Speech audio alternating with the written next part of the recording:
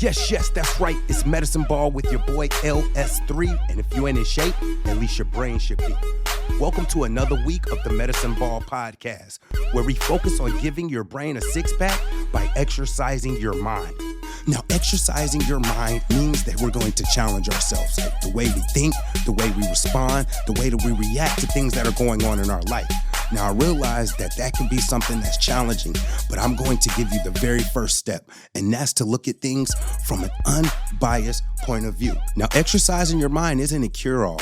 You will still have adversities and things that you'll need to work out, but it will allow you to go into situations and relationships with more love, grace, and get more of an overall enjoyment out of life. Now, before we go any further, I'm not a psychologist and I am not a psychiatrist. I am, however, someone who has been diagnosed with bipolar disorder level 1 for 20 years. I got to a point where I was looking at the person I was becoming versus the person I wanted to be, and that initiated me looking at my mental health responsibly.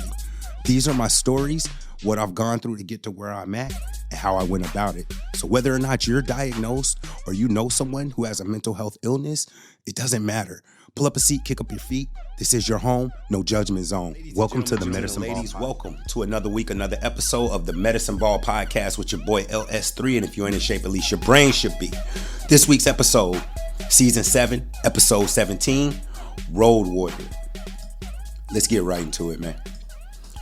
So it's been about 20 years, and here's what a good day actually looks like.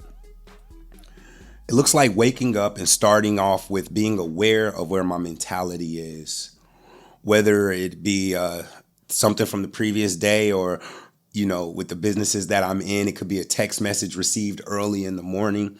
I think it's very important to be aware of what you have going on. To be more specific, that includes me getting straight into the Bible. I try to keep the Bible app. Well, I have the daily Bible app, but I try to keep the Bible going both physically and electronically pretty much year round. I'm constantly just reading through it. When I get finished with it, I start reading through it again. I believe that the word is powerful and is living, and more often than not, I'll have something that I'm addressing or something that I'm dealing with, and I'll read something in the Bible or in the scripture that's relating explicitly to my situation. So that always gives me hope, gives me faith. From there, in addition to just reading through the actual Bible, I also have a physical copy of the Bible by Tony Evans, which is it's kind of a help book. So it breaks down the scriptures, the passages, and then he gives his insight on it. It asks you certain questions. It's a study. It keeps you involved in it. In addition to that, I try to keep another devotional or at least the verse of the day going. So in addition to just reading through the Bible, I try to read an additional verse or something additional in order to kind of power up, man. You know what I mean? A lot of things happen as humans. Life is lifing, as they say. And, if you're a believer, to try to go through it by yourself without leaning on him is tough. It's tough. So that's the first thing. Therapy. I still have a therapist to this day. I think I'm pretty sold on him. Shouts out to those people. I always think about what it takes to have people throwing all of their energy and their problems and talking to you about everything they're going on, multiple people, how it is to do that and then also deal with your own mentality and the things that you're going through and the things that you're facing. So definitely shouts out to our therapists, our psychiatrists, and the people who are in that field, man. We shouts out to y'all for sure.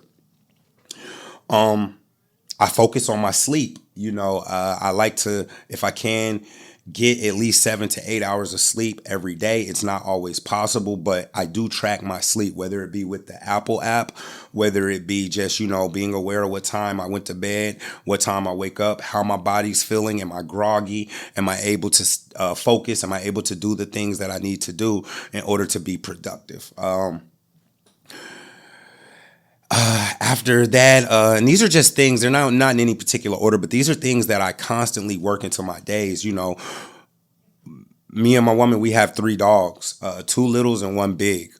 Most of the time she's up before me, and the way it happens is either I'll end up walking two and she'll have to walk the other one, or vice versa.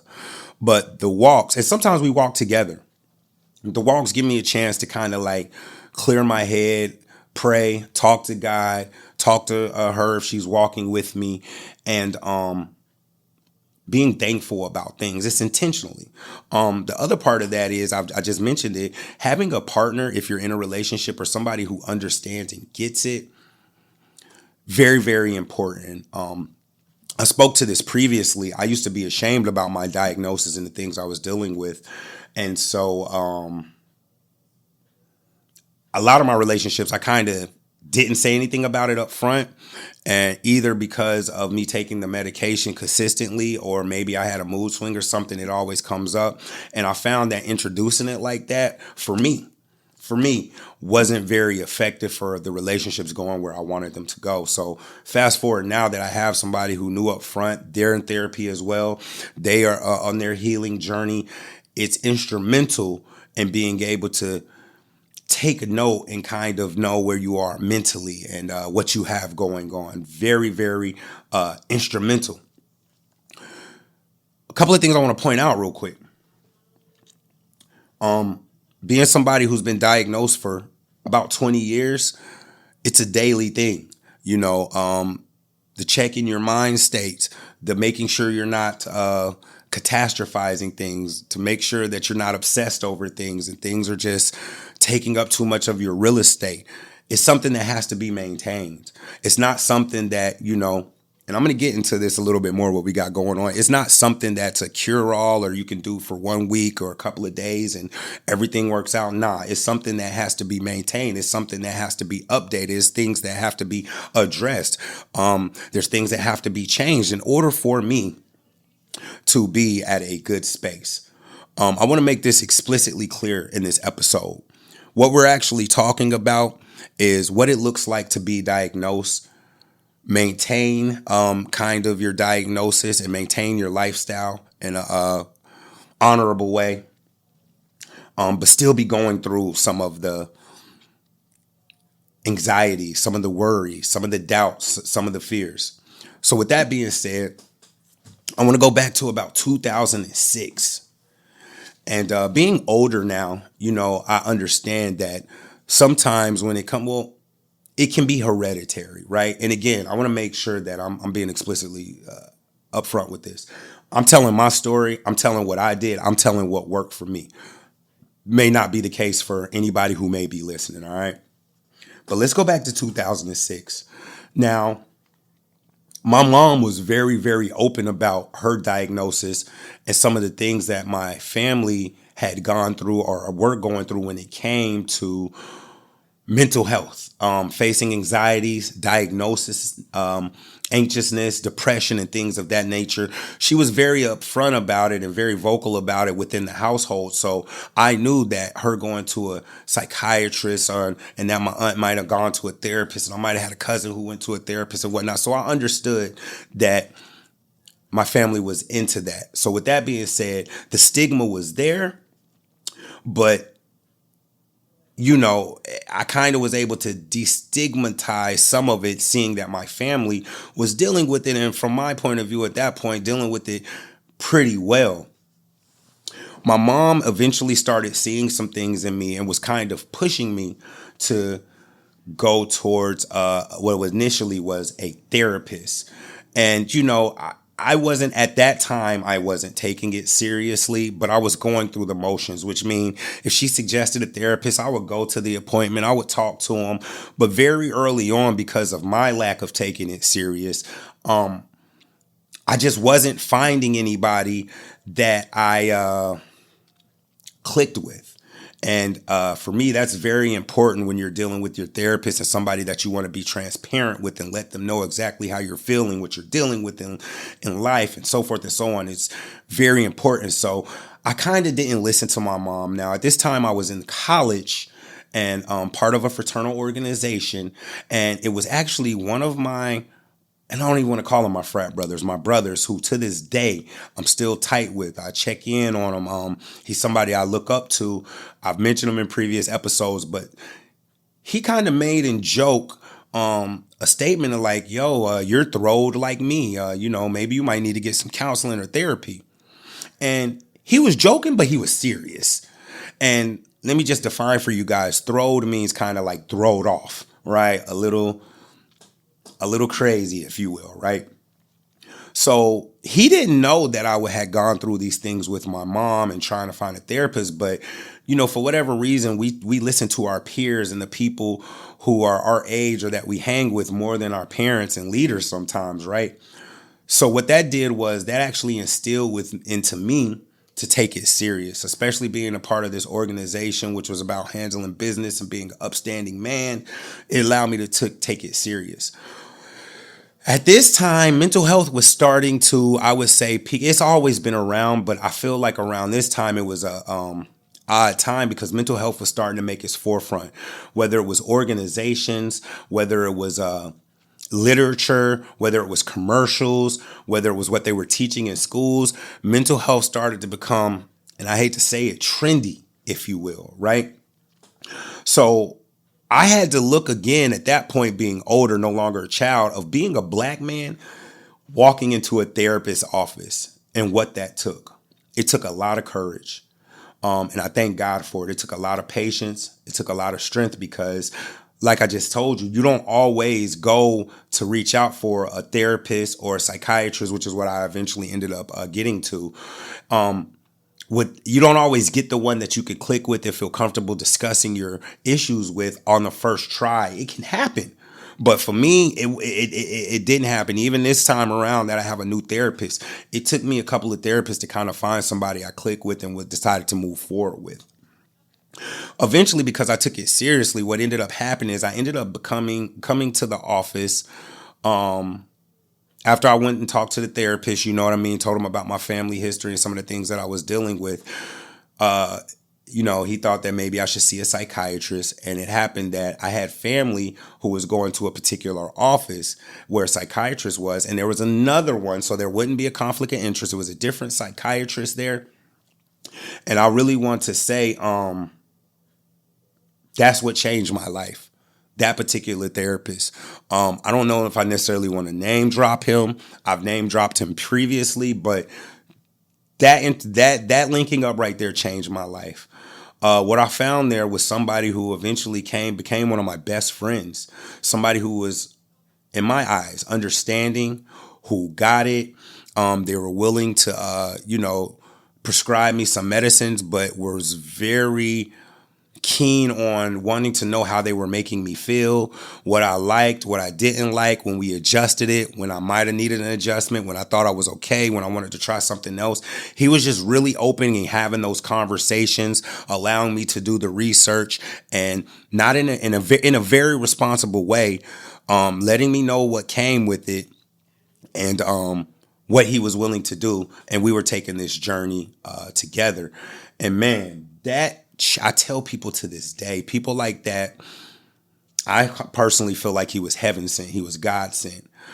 It was the perfect blend of friendship, mentor, non-yes man. So that meant he was going to keep it real, willing to collaborate if it made sense responsibly. And that really allowed me for the next 6 to 10 years to lock in and have him as my psychiatrist and start addressing my mental health very seriously and get to a better place. Now, here's the things that happened with me. We had some trials, and this is why I call this the road warrior. This is a path that I had to take where there were a lot of battles, a lot of uncomfortable situations. And even now, there's still a lot of battles, a lot of uncomfortable situations, but the willingness to fight righteously, right? And to keep going back, to try to address it, to not give up. That's what makes you a warrior. That's why I call this the road warrior. So first we had the identification from my mom that something was going on. Maybe I should see a therapist, more specifically because it was something that was hereditary, and I fought that. Then it came to the point where while I was kind of seeing therapists, I realized it's not a one person fits all. You're going to have to go visit, and I'm speaking for me, a couple of people in order to find somebody that you can really click with. In addition to that, I wasn't really taking it serious at that point. It went from that to a brother calling it out and letting me know, like, hey, this is something you might want to get addressed and look at. It's something I'm doing. And that made me start taking it serious. But even with that, there were still trials. So now I was kind of committed versus not being committed. And even though I was committed, I was still running into people who just I didn't feel were right for me, right? I had to do the work. Then, lo and behold, I found somebody who was great for me, who really helped me to mature and had me encouraged about doing this mental health thing and addressing it. And I was open to these medications and whatever he, wanted to do. I realized he was there to collaborate and he was there for my well-being and my best interest. And that allowed me to be really transparent and push forward with the new motivation. But that wasn't the end of it. There were trials. The first thing was the way that my body was reacting to the medicines while we tried to find something that worked for me without making me feel disassociated or uncomfortable. In addition to that, I have to take responsibility. Man, I was in my 20s. I was a party promoter. I was in the music scene. I was in a fraternity. I was in college. So needless to say, I was doing some things that it's not even a probably. I was doing some things that weren't beneficial to my healing, especially while I was trying to take medications that had such an effect on my body. The first thing I had to cool out on was the drinking. The second thing I had to kind of be aware of was just like the amount of smoking I was doing, right? That with going out, staying up frequently until 2, 3 a.m., those things for me were not advantageous, while at the same time, simultaneously, I was trying to take new medications and introduce new chemicals to my body, along with some of these things that my psychiatrist was telling me at that time. You guys have to understand that going from a therapist to a psychiatrist at that time, people would weaponize that. I had some issues where my father didn't really understand it and said some things that really crushed me. I had some situations where I told you the dating scene, bipolar was something people were throwing out like hotcakes, just as insults, like, oh, you're bipolar for anything. So it was very hard to be a black man who was popular and then be like, not only is it not a therapist, it's a psychiatrist, and I take medicine. The information wasn't as readily out there. It was a lot of stigma behind it. There was a lot of things about it that weren't accepted, especially amongst the African American community. And unfortunately, I feel like it was more acceptable for a woman in the African American community to be dealing with mental health than it was for a man. I came from a place in a generation and where the men emotions wasn't the thing to do.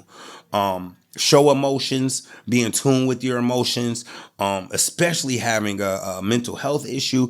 It just was frowned upon the men.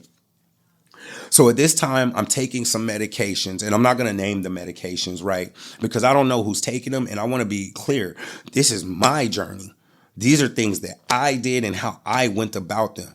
In no way am I saying that anybody could follow these paths. I just want to share with you guys what I went through to get to where I am at this point, and let you know how I'm attempting to deal with it, all right?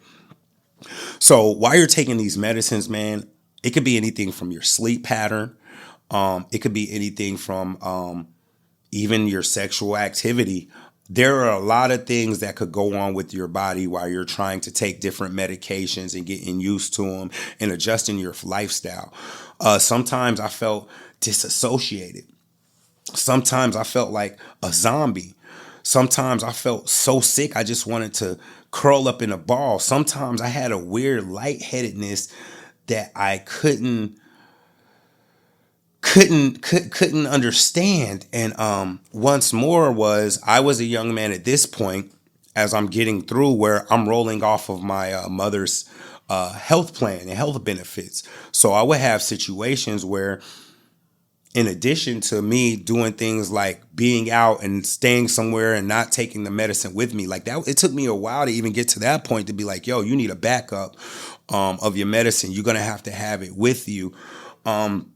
A lot of things, and it was very, very, very hard on my body, and nobody should take this lightly. I remember being in a situation where, in addition to just being kind of careless with how I would organize and make sure I had my medicine, where, like I said, I was rolling off of my mom's health plan. And that meant that I was either going to have my own health plan, pay for my own things, and do a lot of this stuff by myself. And that would cause me to be in the situations where, just being lackadaisical still in a lot of lights, I wasn't getting the medicine filled in the time that would be advantageous for me to continue taking it consistently, because that's what it's about with these medicines. You want to build it up into your system. So you have to take it long enough to build it up into your system to see if it actually works. With that being said, you have to kind of go through the side effects and the effects that it has on your body long enough for it to build up to see if it actually helps your diagnosis. It was a lot. It was a lot. And I remember coming to a point where I had missed the medicine for 2 days and I was so sick. And at that point, I didn't even really know if it was from the withdrawals from the medicine or because I had missed the medicine. But I was just so lightheaded and so lethargic and so sick that I finally had to make a decision. Now, what I did first was I did a lot of research. I remember being up until the wee hours of the morning, 3 to 4 a.m. in the morning, just looking at like research papers from doctors from the effects of some of these medicines I was taking on African American men. Just documents and documents. This is before we had AI and everything. I'm just a young man using Google and going down a rabbit hole and really seeking to understand what's going on with my body. What is my best decision? What's going on? I decided that I wanted to come off of the medications. Now, the first thing I did was go and talk to my psychiatrist about it. And I think that that's important that people realize, because I tell the story sometimes in standing, and I tell people, I'm so quick to tell people that, like, hey, I'm no longer on the medications anymore, and, so forth and so on. But that's been a little irresponsible of me. So I want to be more responsible, because I don't throw out the part that, like, yeah, I didn't just decide to do this on my own. I went and talked to my therapist. I went and talked to my psychiatrist. I sat down and wrote out what my life would look like, what things that I would have to do, because the idea was, okay, cool. If I'm going to come off of these medicines because of what it was doing to my body and how it made me feel, and I was at a point where I could not feel, where the withdrawals or the benefit was worth more than the withdrawals, I'm still going to have to do something because I still have this diagnosis. I knew that. And that goes back to what I was talking about, earlier. The going to the gym, the walks, me currently having a therapist, me having a partner I could talk to, sleep patterns, diet. I know I didn't mention that. Diet. Being hyper aware of my mentality, and when I'm catastrophizing and when I'm obsessing over things. All of that goes back into that. I didn't know at that time that that was fully what it was going to look like, but I knew that in addition to deciding to coming off of the medicine, talking to my doctor, letting him know what I was going to do, and I knew that I would have to do something else that was healthy to pick up in the place, or else I could lead down a pattern of destructive behaviors. So the first thing my doctor did, and this is why I just, to this day, man, again, if you're somebody who's working in the psychiatrist or the therapy field, shouts out to you, kudos to you. You can really make differences in people's lives. And I want to make sure that I let people know how much that positively helped my life when it came to this. But he was willing to work with me. He did warn against it initially, but after I had a conversation with him and let him know what I planned to do, what ways I was going to go about it, what things I was doing instead of the medicine, he was like, all right. And I pretty much, me and him agreed that weaning myself off of the medicine was the best thing, so I wouldn't experience any withdrawals or my body wouldn't be impacted too hard. And with his guidance, with him telling me, I began taking less and less of the medicine over about a 2 to 3 week span, right? This was what was ultimately right for me. This is not the prescription for anybody listening. And it only works for me because of everything I told you that I constantly do now to make sure and ensure that my mental health is on point and that I have a good day. It doesn't mean the work was over. It doesn't mean the work was done. It meant that the work was just starting. I leave y'all with that, not a huge long episode, but I thought it was important to let you guys know how I'm able to get here 20 years later. Yeah, it's being aware of your sleep patterns. It's being aware of your diet. It's exercising properly. It's getting proper sleep. It's a constant walk with God. It's a leaning back on scripture. It's a constant prayer. It's a fasting. It's a seeking a support system that understands and is there to push you forward. It's the still having a therapist. It's the dog walks. It's the partner who gets it. It's the being aware of anxiety or racing thoughts. It's still work that I'm doing each and every day to ensure that I can have a quality of life that God wants me to have. So I will leave you with that. And I also want to leave you with this. If a crisis comes up in your life or you have something going on to your life, talk to your describer. 988 is what you can dial. Don't try to change anything by yourself. Don't try to decide if you're on medication, you're not gonna do it by yourself. Nah, hit your prescriber up. 988 is a number you could call if a crisis come up. And I leave you guys with that. This has been Medicine Ball with your boy LS3. If you ain't in shape, at least your brain will be. Keep in mind, man, every day is a journey. Every day is a road that you're taking, but you have to decide to be a warrior and fight the good fight and push forward, all right? Until next week, I love y'all. Y'all stay up. This has been Medicine Ball. Yeah. Thank you for watching the Medicine Ball podcast. Like, subscribe, share, and follow. And remember to check out my webpage, www